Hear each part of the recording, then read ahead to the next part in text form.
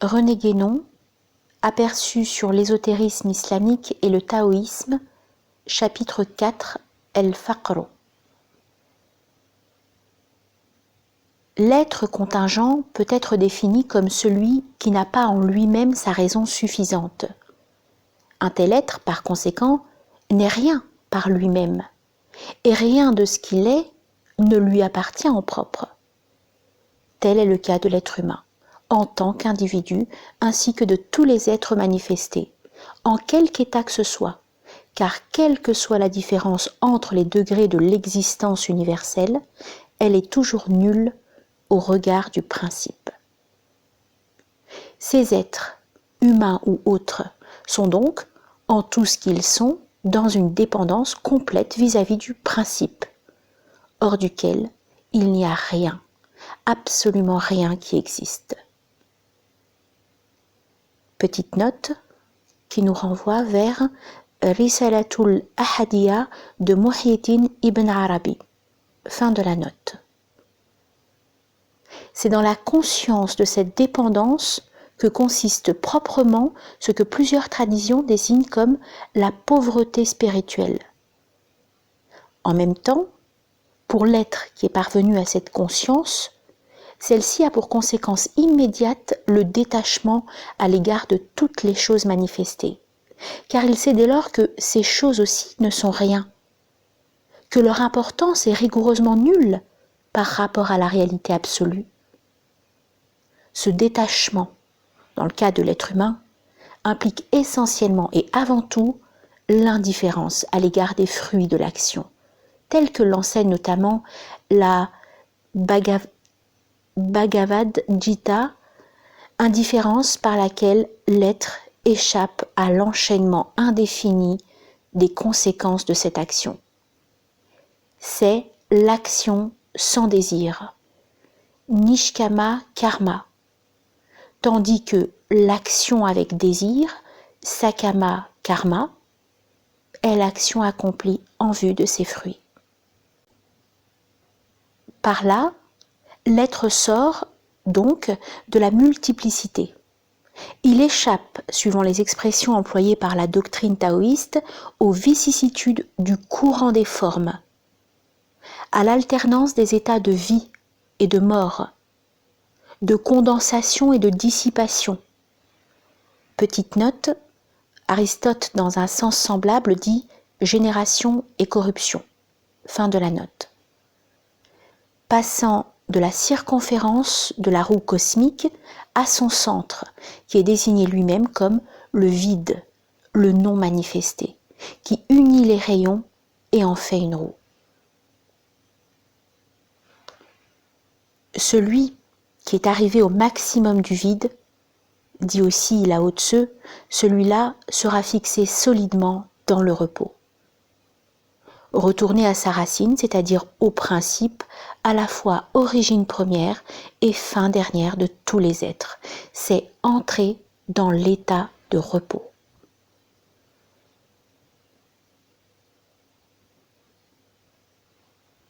La paix dans le vide, dit Li Tzu, est un état indéfinissable. On ne la prend ni ne la donne. On arrive à s'y établir. Cette paix dans le vide, c'est la grande paix, es-sekina, de l'ésotérisme musulman, qui est en même la présence divine au centre de l'être, impliquée par l'union avec le principe, qui ne peut effectivement s'opérer qu'en ce centre même. À celui qui demeure dans le non manifesté, tous les êtres se manifestent. Uni au principe, il est en harmonie par lui avec tous les êtres.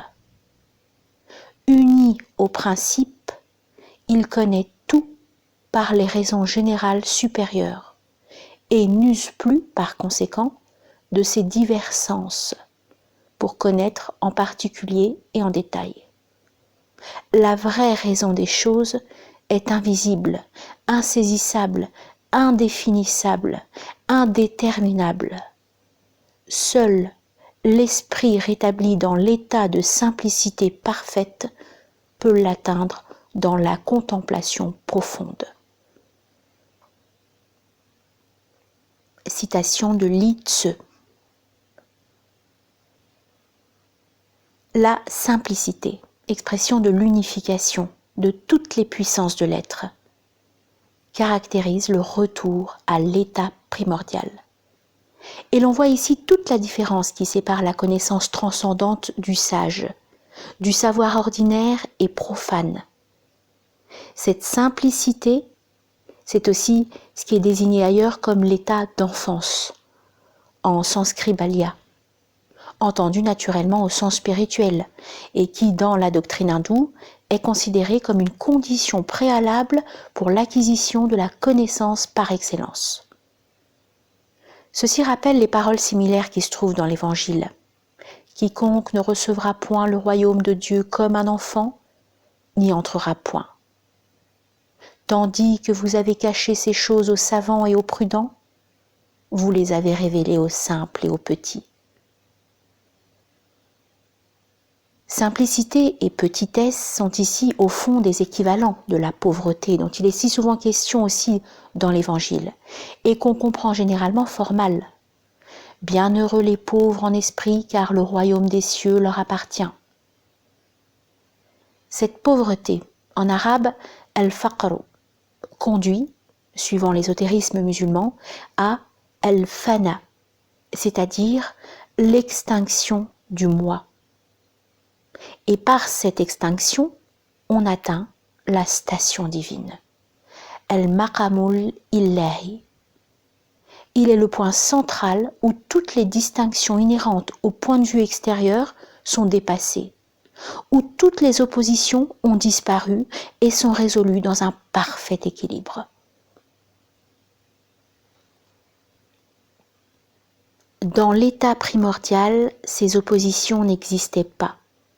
Toutes sont dérivées de la diversification des êtres, inhérente à la manifestation et contingente comme elle, et de leur contact causé par la giration universelle, c'est-à-dire par la rotation de la roue cosmique autour de son axe, elle cesse d'emblée d'affecter l'être qui a réduit son moi distinct et son mouvement particulier à presque rien. Citation de Chuang Tzu. Cette réduction du moi distinct, qui finalement disparaît en se résorbant en un point unique, est la même chose qu'al-fana, et aussi que le vide dont il a été question plus haut. Il est d'ailleurs évident, d'après le symbolisme de la roue, que le mouvement d'un être est d'autant plus réduit que cet être est plus rapproché du centre. Cet être n'entre plus en conflit avec aucun être parce qu'il est établi dans l'infini, effacé dans l'indéfini. Petite note, la première de ces deux expressions se rapporte à la personnalité et la seconde à l'individualité. Fin de la note. Il est parvenu et se tient au point de départ des transformations, point neutre où il n'y a pas de conflit. Par concentration de sa nature, par alimentation de son esprit vital, par rassemblement de toutes ses puissances, il s'est uni au principe de toutes les genèses. Sa nature étant entière, totalisée synthétiquement dans l'unité principielle, son esprit vital étant intact, aucun être ne saurait l'entamer. Petite note, la dernière phrase se rapporte encore aux conditions de l'état primordial. C'est ce que la tradition judéo-chrétienne désigne comme l'immortalité de l'homme avant la chute. Immortalité recouvrée par celui qui, revenu au centre du monde, s'alimente à l'arbre de vie. Fin de la note. La simplicité, dont il a été question plus haut, correspond à l'unité sans dimension du point primordial, auquel aboutit le mouvement de retour vers l'origine. L'homme absolument simple fléchit par sa simplicité tous les êtres, si bien que rien ne s'oppose à lui dans les 6 régions de l'espace, que rien ne lui est hostile, que le feu et l'eau ne le blessent pas. Citation de Li Tzu.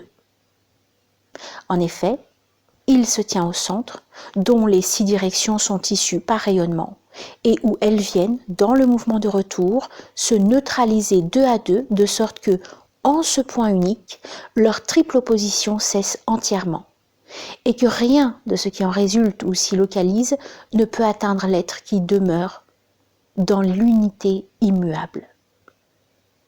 Celui-ci ne s'opposant à rien, rien non plus ne saurait s'opposer à lui, car l'opposition est nécessairement une relation réciproque qui exige 2 termes en présence et qui, par conséquent, est incompatible avec l'unité principielle. Et l'hostilité, qui n'est qu'une suite ou une manifestation extérieure de l'opposition, ne peut exister à l'égard d'un être qui est en dehors et au-delà de toute opposition. Le feu et l'eau, qui sont le type des contraires dans le monde élémentaire, ne peuvent le blesser car, à vrai dire, il n'existe même plus pour lui en tant que contraire, étant rentrés en s'équilibrant et se neutralisant l'un l'autre par la réunion de leurs qualités apparemment opposées, mais réellement complémentaires dans l'indifférenciation de l'éther primordial. Ce point central par lequel s'établit pour l'être humain la communication avec les états supérieurs ou célestes est aussi la porte étroite du symbolisme évangélique, et l'on peut dès lors comprendre ce que sont les riches qui ne peuvent y passer. Ce sont les êtres attachés à la multiplicité et qui par suite sont incapables de s'élever de la connaissance distinctive à la connaissance unifiée. Cet attachement, en effet, est directement contraire au détachement dont il a été question plus haut, comme la richesse est contraire à la pauvreté, et il enchaîne l'être à la série indéfinie des cycles de manifestation. Petite note, c'est le samsara bouddhique, la rotation indéfinie de la roue de vie, dont l'être doit se libérer pour atteindre le nirvana. Fin de la note. L'attachement à la multiplicité est aussi, en un certain sens, la tentation biblique, qui en faisant goûter à l'être le fruit de l'arbre de la science du bien et du mal, c'est-à-dire de la connaissance duelle et distinctive des choses contingentes, l'éloigne de l'unité centrale originelle et l'empêche d'atteindre le fruit de l'arbre de vie. Et c'est bien par là, en effet, que l'être est soumis à l'alternance des mutations cycliques, c'est-à-dire à la naissance et à la mort. Le parcours indéfini de la multiplicité est figuré précisément par les spires du serpent s'enroulant autour de l'arbre qui symbolise l'axe du monde. C'est le chemin des égarés, dhalin, de ceux qui sont dans l'erreur, au sens étymologique de ce mot, par opposition au chemin droit, as-siratul mustaqim, en association verticale, suivant l'axe même dont il est parlé dans la première sourate du Coran. Petite note, ce chemin droit, siratul mustaqim, est identique au te ou rectitude de Lao Tzu, qui est la direction qu'un être doit suivre pour que son existence soit selon la voie Tao, ou en d'autres termes, en conformité avec le principe. Fin de la note. Pauvreté, simplicité, enfance, ce n'est là qu'une seule et même chose. Et le dépouillement que tous ces mots expriment aboutit à une extinction, qui est en réalité la plénitude de l'être, de même que le non-agir, Wu Wei, est la plénitude de l'activité, puisque c'est de là que sont dérivées toutes les activités particulières. Le principe est toujours non agissant et cependant tout est fait par lui. Citation de Tao Te Ching.